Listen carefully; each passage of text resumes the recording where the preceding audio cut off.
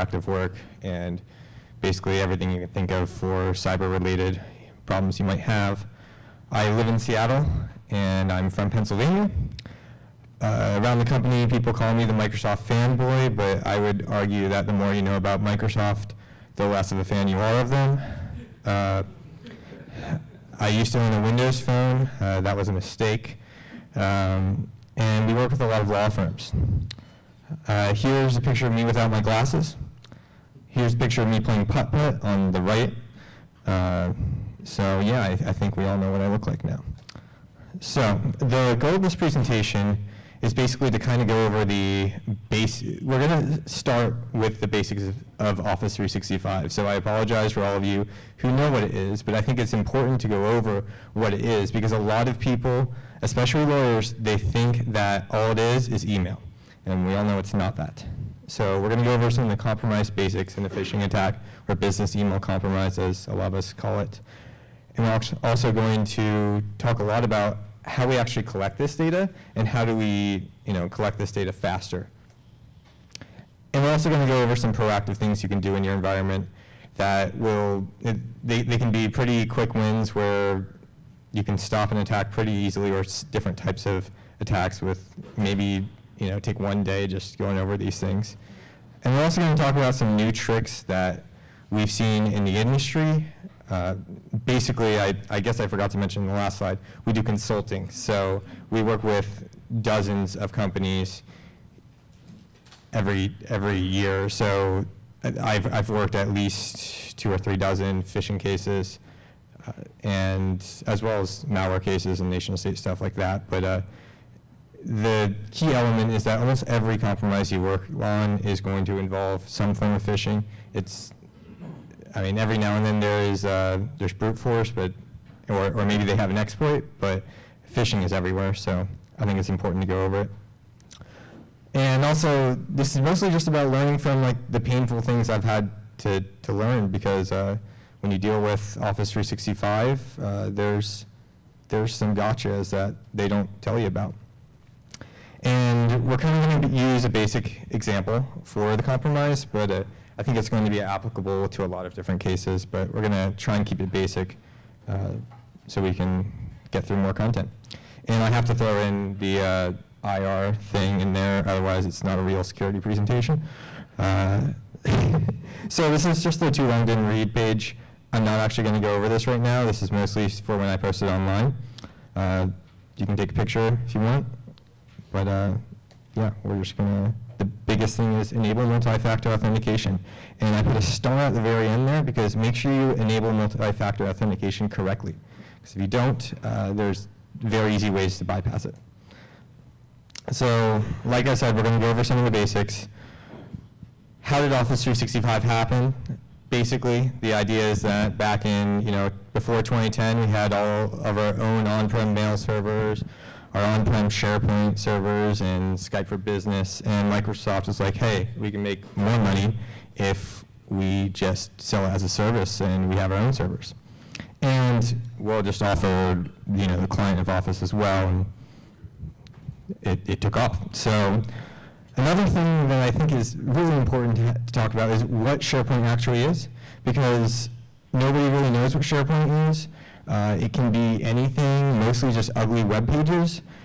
But the key point I just want to address here is that OneDrive for Business in the back end is basically SharePoint. So when you're doing an investigation and you're dealing with logs that reference SharePoint, it is often actually OneDrive use, because a lot of people use OneDrive for Business. OneDrive for consumer is another story. But so, I feel like I barely have to go over this slide, but obviously a lot of us who work in Office 365 know it's not just mail. The key point I'm trying to get across is that Office 365 isn't just about mail. There's OneDrive, there's entire chat platforms, there's Yammer. Does anybody use Yammer? Cool. We do too as well, but it's kind of, I find it as kind of an annoyance because we get too many emails from Yammer. But there's just a lot of things that Office 365 offers, and one item in here, Flow, is kind of interesting to me, because if any of you are familiar with if this then that, that is basically Microsoft's equivalent of that. And it also has really interesting things like, hey, anytime somebody sends me an email that says confidential, please send it to my personal Google Drive account, which is a problem. So I haven't seen attackers use Flow yet, but I'm surprised I haven't seen it yet. So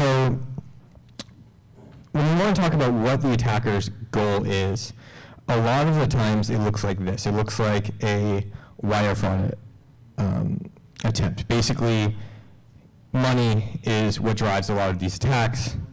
This is an example of a trusted individual sending to another trusted individual saying, hey, we're having trouble with our wire transfer. Can you please just send it to this address in Singapore instead? And that is the attacker sending the email, but they're doing it from a compromised account. The other end goal is ransomware. For those of you who don't know, because I don't know why nobody has watched Death Note, but that is Ryuk, which is a common ransomware that's been going on lately. I'm actually really surprised with how many Ryuk cases we've been getting. The 2019 is going to be probably the year of ransomware, if 2018 wasn't.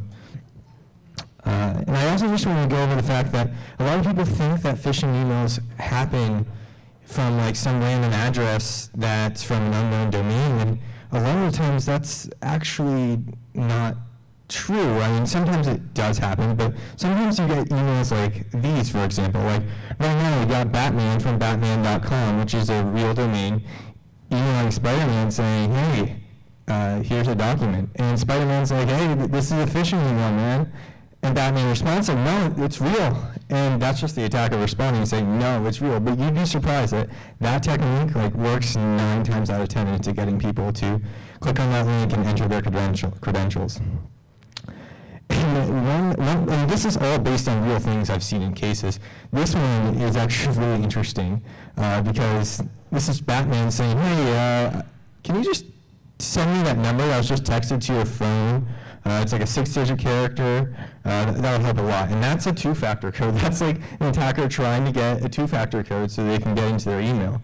And it's not, I know this is a fake scenario, but it's actually real, which is kind of interesting. So to go over the basics of a compromise, I think we've all probably encountered phishing emails. So sometimes it is from a random domain. Sometimes it is from someone we trust. But at the end of the day, the attacker just wants you to click on the link, and then once they get into your account, you click on the link, you give away your credentials, and you log into a page that looks like, does this work? Like this guy. Oh no. Hold on. There we go. It clicks on a page that looks like this guy, and it looks like an actual Microsoft authentication page, but it's actually just owned by the attacker, and you're entering your credentials to them. So once they get in, they then try and figure out what can they do with your account. So do you have access to financial data? Are you someone who's trusted in the organization? Can we send a bunch more phishing emails and get further? So that's why I have the cycle here. It's because basically they phish until they get to the user that they care about, and then they move on from there. So in this scenario, the attacker wants to perform a wire fraud. So basically they're going to keep going until they get access to an accounting person's account. And then they're first going to create a inbox rule that kind of hides any responses to the phishing email. So for example, this is an inbox rule right here. And you see it's deleting any message that says delivery failure, don't open, you've been hacked. And basically what that means is that if I'm an attacker and I send an email from your account and people respond saying, hey man, you're totally hacked, and IT is trying to reach out to me over email, it's just going to delete the messages. It's just going to hide it. It's not only a temporary thing. If you're spamming a lot of people, they're going to notify someone, and your account's going to get remediated. But let's say it's just like 1 or 2 people. And the same applies when they move on to this step, where they actually try and do wire fraud. And instead of maybe saying hide everything that says you've been hacked, it'll be hide everything that has wire in it. Or maybe just the subject name of the fraudulent wire transfer. So anyway, when the attacker actually has what they want, they often then just take all the accounts they have compromised, and then they just start spamming everyone. It doesn't always happen, but I mean, it definitely does happen where the attacker just doesn't really care about the credentials they have. They just take everyone on the email list and say, let's see where this goes, and let's see who we can pop. So that's kind of the basics of the compromise. I created a mock scenario in which Batman was compromised, and I'm doing a bad thing, and I'm mixing DC with Marvel. So in this scenario, Batman is emailing Spider-Man, and as you saw in that fake scenario, he's saying there's a document that's shared with you. And then Spider-Man's account is now compromised. While he's compromised, the attacker then sends 2 emails to Thor and Iron Man. And then from there, Iron Man, and while it's being used by the attacker, sends just a quick email to accounting at Stark Industries and say, hey, we need more money because the last Avengers movie wasn't good enough. So just send it ASAP if you can, just $10 bill, you know. And then let's say that wire transfer goes through a few days later. Then the attacker uses Thor's account, and I mean, what can he use with Thor's account? He barely uses the internet, I think. And they're just going to send something to the world that's just, you know, rattling off Thor's hammer. And everyone wants, you know, to own Thor's hammer, so, you know, it infects the whole world, and the world falls apart. And that is how phishing cases work. Oh, and the whole time there was a forwarding rule set up, and it's just forwarding to totallyNotJoker@joker.com. So, I mean, this, like I said, this is a fantasy situation, but this is like very much like what we see in real life. Maybe the world isn't coming to an end, maybe it isn't, I don't know. So after something like this happens, you get a bunch of lawyers call you, and they're like, well, tell me everything. And they say, like, they want to know literally everything all at once. So they ask these types of questions. For every user that's compromised, they want to know, well, what did they access? Was there, and how long did they have access for? And was there any PII or PHI? And half the time you can say, well, we can answer these things, but maybe not how long they've been accessed. The key thing about Office 365 is that sign-ins are recorded, but not sign-outs. So it's not like you can have a window of compromise just laid out for them. Normally, if you want to be, the safest bet is to say when the first login happened and when the account password changed. And because at the end of the day, sessions can last a long time. So, and then once they get over that one account, then the lawyers get to the next stage, or the CISO, and they're like, well, are they kicked out, and who else is affected? And that question is a lot harder than the first question. You can answer something for one user, but doing it for every user in the environment is a lot harder, especially if you're a company with like over 3,000 accounts or something like that. So the question is, how do you prioritize this? And that's why I have this page, which has a time to live for a default Office 365 environments. So in general, the first thing I would do is I would always put a hold on the mailbox, and I'll go over what that means later. But basically, I want the mail. I want the mail data because an attack could have happened 30 days ago, and the attacker almost always deletes these phishing emails. So you want to make sure that you're not losing evidence, and it's pretty easy to put a hold on them. And then there's also Active Directory sign-ins. So it's kind of hard to explain what Azure Active Directory is in a minute or so, but basically you connect it with your Active Directory, or maybe not always your Active Directory, but the key thing is that Azure Active Directory is what controls Office 365, and you also have the option to connect it with other services. So like you can be logging in with Salesforce with the same credentials. So that's when the lawyers ask, well, what can we see? Can we see if they log into the Salesforce platform as well? And that's why you won't get those Azure Active Directory logs, because they really don't have a very long retention compared to the Office 365 logs, which is around 90 to 180 days. If you pay for E5, Microsoft started saving your audit logs for 6 months. Otherwise, it's 3 months. And yeah, so those are the default values. This one is a pretty important page.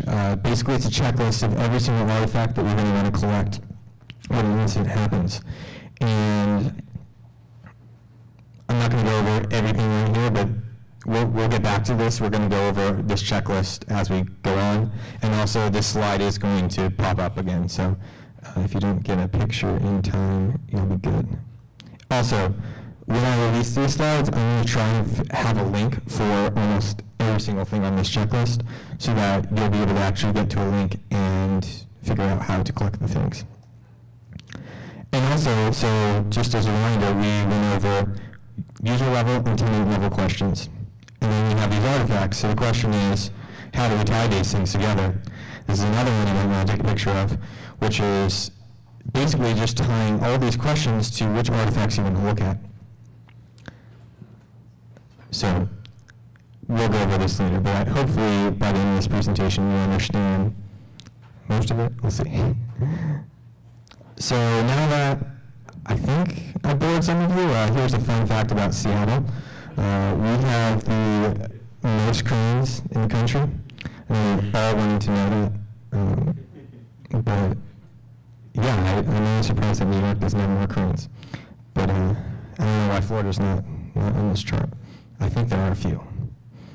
So on the checklist, what I'm going to talk about, just placing a hold on the mailbox. It's a really easy thing to do. Click on that TechNet link. And the key thing that I kind of had to learn before Microsoft had to learn anything is you have to use Microsoft Edge or Internet Explorer to download any of the mail items. And they now have a warning saying you have to use Edge, but they didn't used to have a warning for that. It was super frustrating for me. So basically, the idea is that if you place a hold, and the UI looks like that, if you place a hold, everything that is deleted will get preserved. So if it's the attacker and they're deleting things, that mail data is going to be preserved, but also legitimately. So if you're done with the investigation and you don't want to retain everything for a user, then you should take that hold off after you've completed the investigation. And hopefully you have a copy of their PST so that you can reference it again. So like I said, the Azure Active Directory sign-ons are pretty useful if you actually have them. If you're not paying for Azure AD P1 or P2, they make it oddly difficult to get to these logs. So basically what I like about these logs is that from the get-go, they do geo-IP lookups. And they also, when you export it actually exports in a kind of a nice format as well. And it pretty clearly tells you what service they're logging into. We don't see like a SharePoint, or sorry, not SharePoint, a Salesforce application here, but just imagine that if you have other services connected, you would also get them there. One trick that I don't have actually written out here, but a lot of people don't know, is that even if you're not paying for Azure AD Premium, you actually can get to these logs. You just have to go to the exact user account. So basically, if you are in the portal, if you go to the exact user account and let's say you're just trying to figure out last password change or something, there's a tab that has sign-in logs. So you can get, I don't want to say, I don't know how many days, but you can still get those logs. You just have to like kind of dig into their UI and then you can get them. But it's super frustrating. You can't get them programmatically. If you are not an Office 365 admin, but your company uses Office 365, take a look at portal.azure.com and you get to see all those scary sign-in attempts for yourself. That's kind of fun. So when we talk about an attacker getting into an environment, you want to talk about the persistence mechanisms. So the inbox rules and forwarding rules are the top two ways that attackers will retain access to your emails. So they will set up an inbox rule like we talked about before. Instead of hiding an email, they'll set up an inbox rule that just forwards all emails that match wire to the account. Or Or even worse, they might set up SMTP forwarding settings to forward all emails. You can also set up inbox rules to forward all emails to another account, but yeah, it's bad stuff. Another thing that people don't often look at is the OAuth report. Basically, if any of you have used Facebook or Twitter, I don't know, basically, you know when you have an application that asks you if they can have access to your friends list and all that? Well, there's a similar thing for Office 365 that says, oh, we can just access all your email and stuff. So attackers, sometimes anticipating that they're going to lose credential access to the environment, will set up an OAuth authentication so that all their emails are just sent over to a third-party application and they own that third-party application. So it's something that's often overlooked. And the key thing is that inbox rules are different from SMTP forwarding settings. So a lot of people check the forwarding settings and say there's no forwarding, and then they don't check the inbox rules and there's forwarding there, or vice versa. You have to check both. And also, beware that there are going to be skeletons in your closet. I've worked cases where when you check the current inbox rules, they might not have current, they might not have forwards happening, but they will have absolutely malicious inbox rules that they didn't know about that happened over 90 to a year to 2 years ago, and there's just inbox rules that are deleting messages, and that's remnants of a breach. And I've totally had cases where we doubled or tripled the amount of compromised users, and all of a sudden we can't look at logs, we have to look at raw PST files and just look at mail data, and it's really painful. It's super painful. So be aware of that. Just be prepared. Be prepared. You should definitely do this. Don't avoid it, but check your current inbox rules.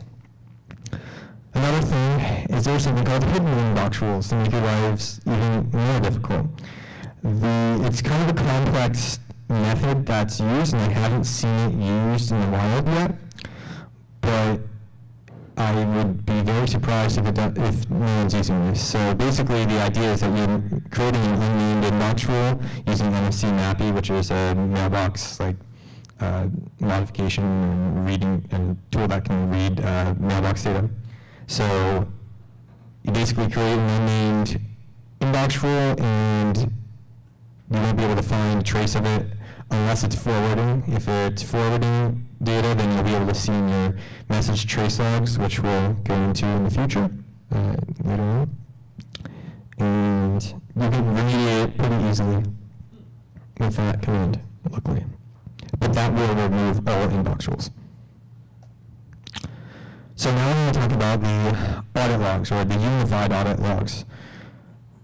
So anyone want to take a guess of these 3 events, which one of them don't have, which one of them is enabled by default? If you had to pick 2 out of 3. File preview and... Okay. You're actually right. So this is changing though. Microsoft is starting to enable mailbox logging by default. I've seen they announced this in July, I think, and I'm still seeing clients where they don't have it enabled, so it's probably going to take like a year, 2, 3, I don't know. Hopefully less than that. Hopefully within the next few months everyone has mailbox logging enabled, but mailbox audit logs in general, you have to actually enable them. So we'll get to mailbox audit logs later, but to just talk about more things about unified audit logs, the idea is that it will take all of the sources of, it'll take SharePoint file previews and Office 365 mailbox data if it's enabled, and it'll forward it all to this unified audit log. That's the idea. So when you actually deal with this data, it's kind of frustrating to deal with unless you're using a SIEM. If you have a SIEM connection, then it's going to be a lot easier to read, like Splunk or something. But let's say you didn't enable it and you need these logs now. So in general, this is you'll see that it's kind of JSON nested in JSON, and when you open it up in Excel, it's going to be very frustrating to handle. So when we talk about going back to the Mailbox audit logs, these are some of the events that are recorded. You can see these are events that, if it says yes, it means you can enable these. If it says no, then you can't. What you probably care about the most is the owner. That is, any event that the user actually performs, it will be logged in the owner field. You'll notice that message bind is crossed out. It's because it's being deprecated right now. Actually, it is gone. I haven't seen any environments where message bind still functions, though I could be wrong. But basically, message bind is really useful because for admin accounts, it would show you every message that you actually access in the reading pane. But it did not work for a regular user, so the majority of the cases. So how do you enable these Mailbox audit logs? You can run this command. This is after connected to an Exchange Online PowerShell connection. In theory, if Microsoft is, in fact, actually going to enable all of our mailboxes by default, that command there is how you actually set that up for default settings. A lot of operations are actually only being rolled out to accounts that have default audit settings enabled. And another thing is that if you don't have Mailbox audit logs enabled, you have to enable this for every single new user. It's not like you can do this for everyone and then you're good. You have to do it every single time there's a user provisioned. So what if you watch this presentation and you can't, you didn't enable the Mailbox audit logs, or you don't even have audit logs enabled? There's actually a trick where you can use the search admin audit log command to find things like inbox rule creations and stuff like that. And you can go, I've seen it work about, I think, two weeks to maybe a month before audit logging was enabled.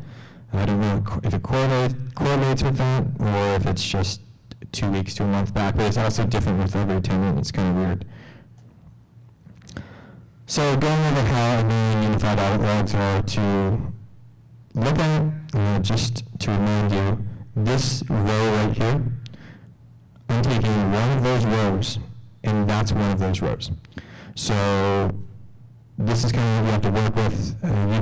Obviously we can find ways to parse this, so parse it as you will. You can grep, do whatever you want, but this is just an example of what is in this data. So for Mailbox login, we see that A was successful. You always want to check to make sure it is successful, because I've had some scares where like, oh, there's these Russian IP addresses logging in, but then you see it's a failed login. But you can get the client IP address, and then you can get the browser that we're using, which we'll talk about later on why that's important.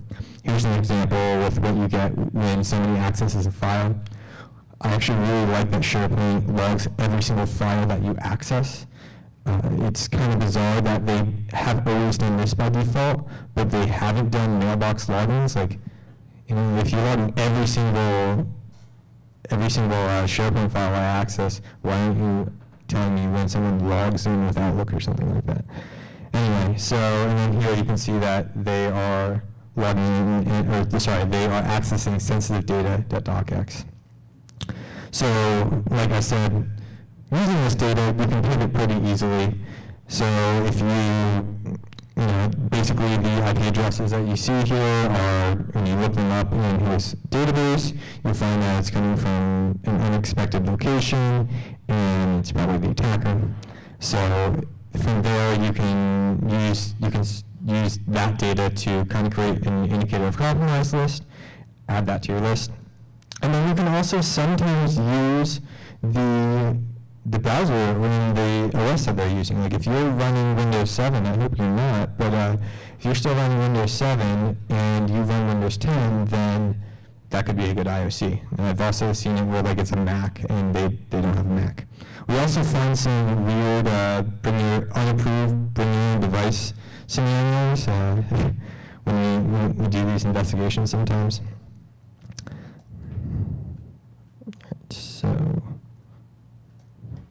here's another fun fact.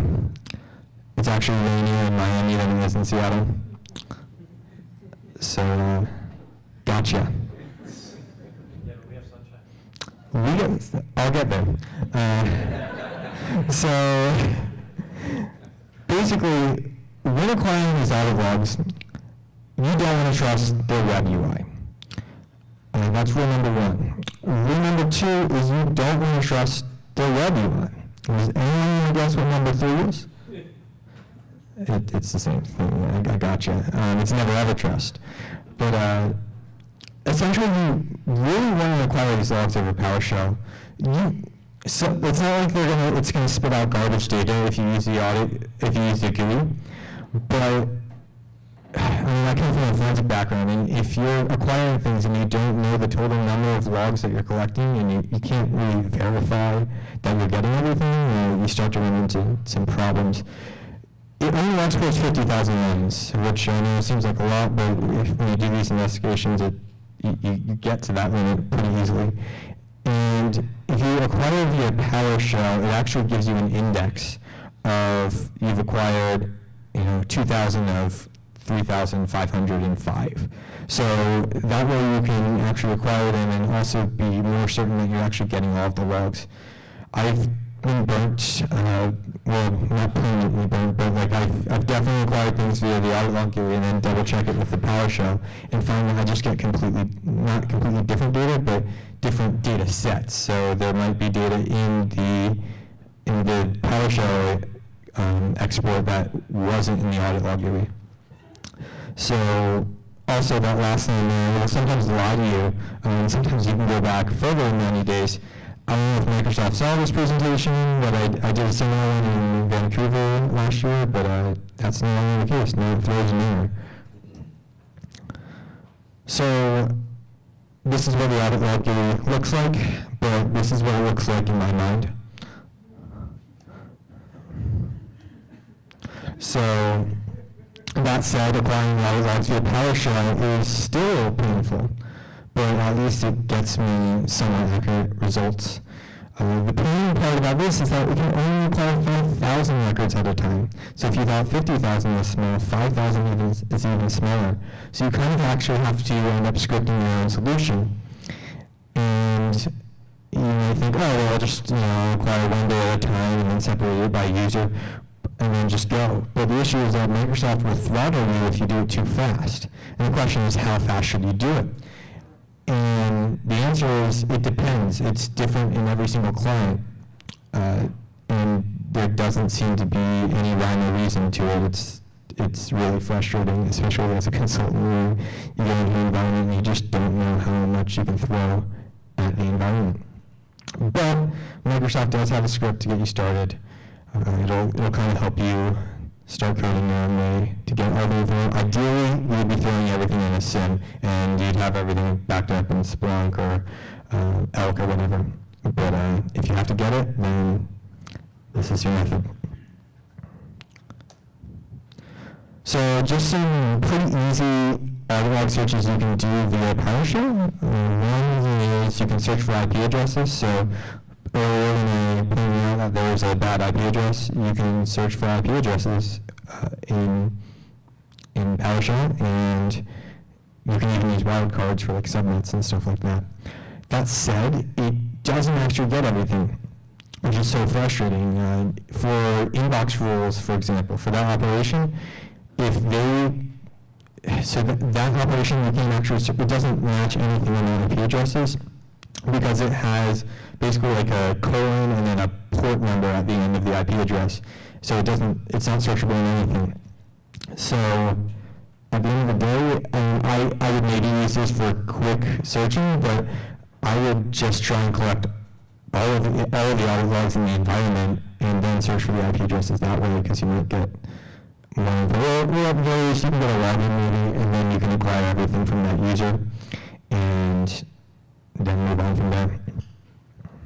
So, let's see. Oh, also, you can filter by the wildcard inbox rule, and I don't have it here, but you can also filter by set mailbox. That *inbox rule is used whenever someone creates an inbox rule, and set mailbox is used for a lot of things, but it's also used when SMTP forwarding is enabled. So another one is that's actually, you can't find any documentation for this operation anywhere. Like there's threat intel, like Microsoft mentions they're enabling this, but if you say, show me like what this actually means, they don't tell you anything. So this is only for Office 365, I think E5 and maybe Advanced Threat Protection subscribers, but basically it'll do everything from, it'll even give you like the SHA-256 hash, which is kind of interesting, of attachments, and it will tell you things that you detect. So it might be helpful if you see this event as well. So going back to message trace logs, why do we care about it? We care about it because it will list all emails that have been received or sent, even if the attacker has removed the email, and it will show you the IP address. So another IOC you can go off of. Now, those IP addresses that that attackers use to send from, it's not always going to help you out. Sometimes they send it from like a Mimecast gateway or something like that, where you don't actually get the source IP address. But if they're phishing from internal, so like from one employee to the next employee, then you actually will get the real IP address that the attacker is sending it from. It's also kind of a nice format to manage. Not much to it. You can only do 120 searches every 24 hours though. So it's not like you're going to be able to collect all message trace logs in the entire environment unless you're under 60 employees. You also have to do one search for received and one search for sent. So that means you can only do 60 users. So does anybody know what the activities logs are? Has anyone heard of that phrase? Okay, cool. So what are we on time right now? You got about 10 minutes. Okay. All right, we gotta go fast. So basically, a long time ago, about 2 years ago, there was a way to figure out every single email that an attacker had access, in theory. The funny thing about it is that only a few consultant firms knew how to access it, and it wasn't really public knowledge until CrowdStrike last year publicly documented it. And then after about 2 weeks, Microsoft shut out that access to everyone. Kind of. They theoretically shut out everyone, according to the public, but actually some consultant firms got access back into it, and they were able to work with people to continue to tell lawyers the exact emails that they accessed. And why is this important? It's important because if you're working with a law firm and your account is accessed, unless you know the exact emails that they access, then you should probably be reporting the entire mailbox. So imagine if you have an employee that has been with the company for 10 years and a 10 PII, you're going to have to report that entire mailbox unless it's up to lawyers to decide that, but oftentimes they report the whole mailbox rather than just maybe the 40 emails the attacker actually accessed. Anyway, that's all disabled now, and now there's a new API. It's not documented all of Microsoft other than the fact that they're rolling it out. But according to Mandiant, this is how it works. Basically, anytime there's a new client IP address or a user agent string, or someone is accessing from a new session ID, it will record 2 minutes. Oh, I forgot to put that in the slide. But it will record 2 minutes of activity. That doesn't tell you everything that the attacker accessed. So I don't know how the lawyers are going to reconcile that, but I also hope Microsoft will actually document this publicly, because it's just from the ShmooCon slide. That's our source right now. So take it with a grain of salt. So the next question is, how can we automate these things? And the answer is, there's this tool called Hawk, which will automate a lot of this. Also, I'm starting to run out of time, so I'm going to start going faster, but this information will probably be more valuable when you download the slides. But basically, Hawk will collect a lot of the stuff that I just listed, and in order to install Hawk, you just run this off of PowerShell, and then you connect to Exchange Online and a few other services. Hawk will kind of guide you through it, and you run those 2 commands. And that will get you started to collect some logs pretty quickly. I took Hawk and I put it against that checklist that I had earlier, and this is kind of what it collects, which is kind of nice. You'll see that the 2 things in yellow, they are kind of supported. You can only get, I think, 48 hours out of Hawk, so you're probably going to have to collect the 90 days of audit logs yourself, unfortunately. And it also doesn't collect trace logs at all, or Mailbox audit logs, which is important to mention because these MailItemsAccessed thing is only in the Mailbox audit logs. It's not forwarded to unified audit logs. So, just to recap, we know, based on what we've gone over so far, we know the users that were compromised, we might know the inbox rules that are out there that are maliciously created, but we actually haven't even touched the PST, which is actually kind of impressive that we know all these things, in theory, without even touching the mailbox.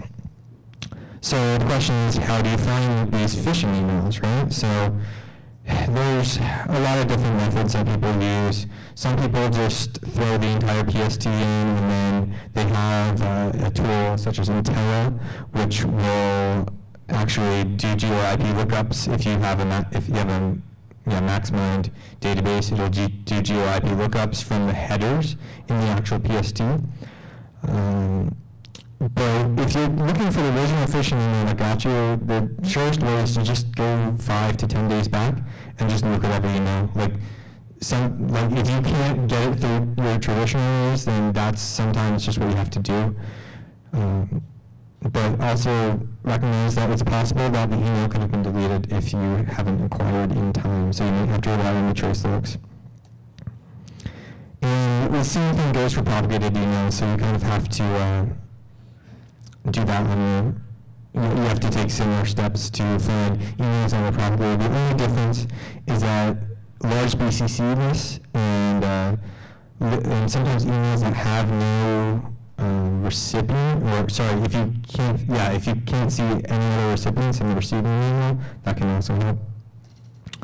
So, and we're getting real close on time. So proactive things you can do.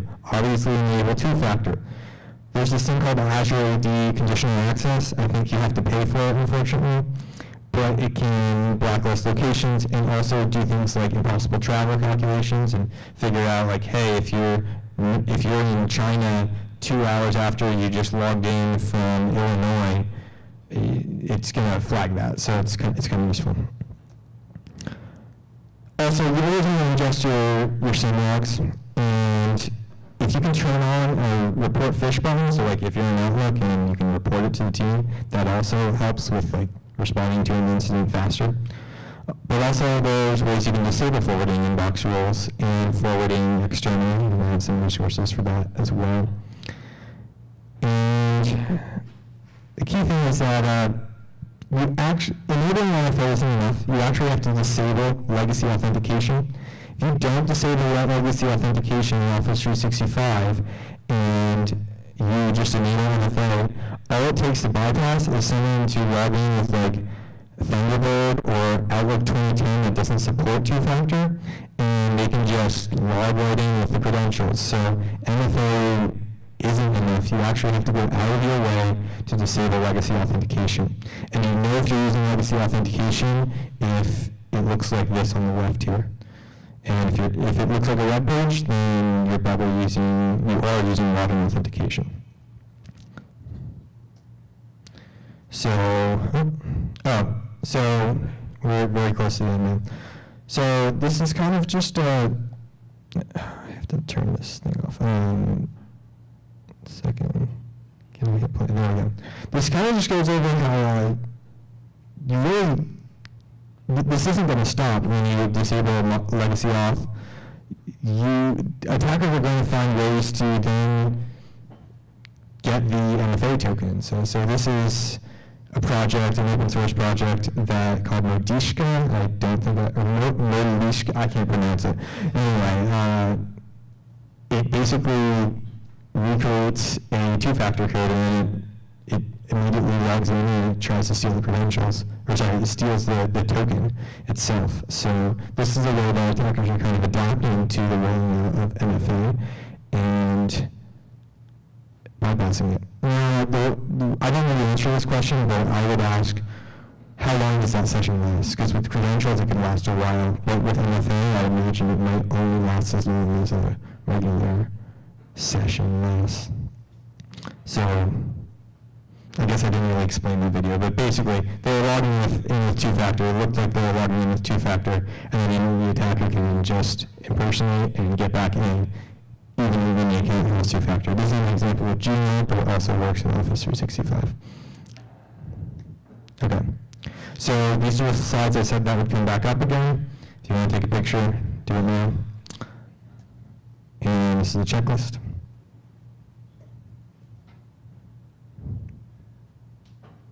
And this is the telling the questions to the artifacts. And next slide is the conclusion. So you mentioned that it's sunny here, right? Well, in Seattle, it actually isn't. It's very sunny in the summer. So in the summer, it doesn't rain at all. I should have done a comparison with Orlando, but I didn't. But I think you'll find that it is sunnier in the summer in Seattle than it is in Orlando. And if you look at the temperatures, it's like pretty good weather. It's high 78, low 56. Who doesn't like that? So that's it. Any questions? Okay. For applications that didn't support MFA that needed to connect to Office mailboxes, there was that famous application password. Yes. Yeah, that's still legacy. Yeah, so the question was for the application password use. That was when MFA was first created, Microsoft created application passwords as kind of like how can we still use a one-time password and roll out MFA, and that was Microsoft's answer. But I'm pretty certain that's still using legacy auth. It's also why it's important to update your Outlook clients. I think Outlook 2013 is the latest client that supports modern authentication. Is that phishing scenario defeated by using like a FIDO authentication key instead? I don't know, to be honest, but I would hope so. I mean, there's also a lot of things like, well, it's doing it on a network level, I believe. They're using it to reverse proxy. So they're still blocking the token, right? So it potentially might still work, but I don't know exactly. All right, any? When it came to pulling logs, the investigations you've done, you found that you can lean on that Hawk tool, or you still need to go into the application? So Hawk is good for quickly finding compromised users. Hawk will sometimes fail. Definitely check the error logs. I wouldn't use it as my only resource, but I would use it as a subsequent thing. Internally, actually right now, it's my job to automate all of this. So that checklist is very much on my mind right now. So. Do you find there's any differences between using the same audit security analysis in a hybrid environment, on-prem, online? Oh yeah. Yeah, so there are differences. You kind of, it's difficult to say. I mean, I've definitely dealt with hybrid environments where they say, oh, you only get those logs in the exchange, like the actual exchange server, but it actually was forwarding to O365. So they had some accounts that had mailbox events in O365. So I guess I don't really have a direct answer, but I will say that I've been surprised how well I can access hybrid environments. Those same PowerShell commands, not the unified audit logs, but the mailbox audit logs, if you establish an Exchange PowerShell session, then you can run that same search mailbox audit log command, and it will work both on Exchange on-prem and online. So, yeah, basically Exchange Online is only mailbox audit logs. Any other questions?